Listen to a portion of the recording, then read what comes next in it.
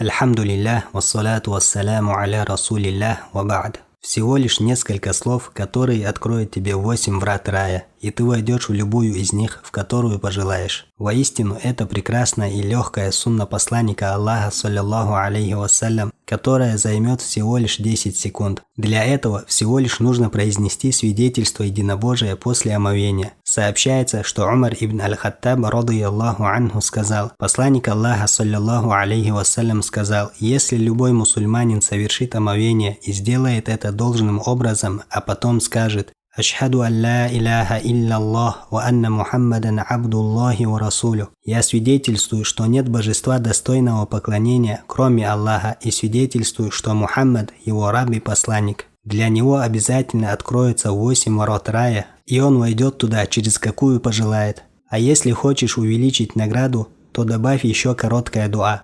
Передают со слов Умара ибн аль-Хаттаба, радийаллаху анху, что посланник Аллаха, саллиллаху алейхи вассалям, сказал: тому, кто после совершения омовения должным образом будет говорить: «Ашхаду ан ла иляха илляллаху вахдаху ла шарика лах, ва ашхаду анна Мухаммадан абдуху ва расулюх, Аллахумма джа'альни минат таввабина ва джа'альни миналь мутатаххирин».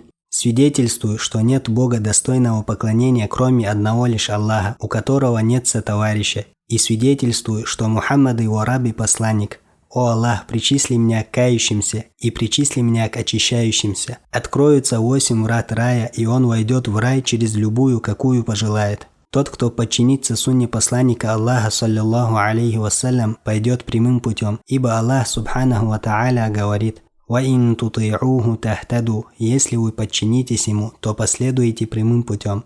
Ва саллаллаху ва салляма аля набийна Мухаммад ва аля алихи ва сахбихи аджма'ин.